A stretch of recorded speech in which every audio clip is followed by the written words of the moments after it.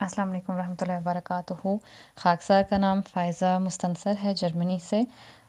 میرا سوال یہ تھا کہ دودھ پلانے والی ماں کے لیے روزہ رکھنا جائز نہیں ہے، لیکن بچے اگر ایسی عمر تک پہنچ جائیں جس میں وہ ابھی دودھ پیتے تو ہوں لیکن کھانا بھی ساتھ میں کھائیں اور ماں کا دودھ بہت کم پیتے ہوں، تو کیا ایسی ماں روزہ رکھ سکتی ہے؟ جزاک اللہ وحسن الجزا۔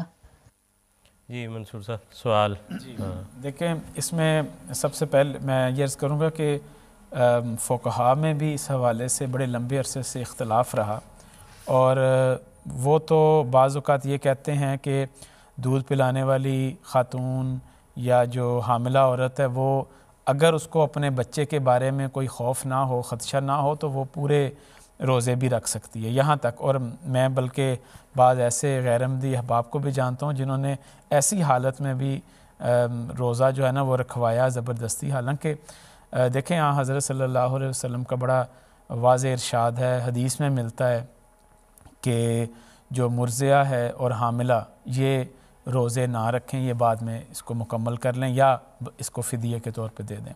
اور آج کے دور میں حکم عدل حضرت مسیح موعود علیہ الصلوۃ والسلام نے بڑی تفصیل کے ساتھ بیان فرما دیا کہ ایسی خواتین مریض کے زمرے میں آ جاتی ہیں، کیونکہ روزہ رکھنا یا ان کو مریض بنا دے گا یا ان کے بچے کو مریض بنا دے گا۔ تو اسلام آسانیاں چاہتا ہے اور مشکل میں نہیں ڈالتا، تو اس حوالے سے یہ تو ایک بنیادی ہدایت ہے۔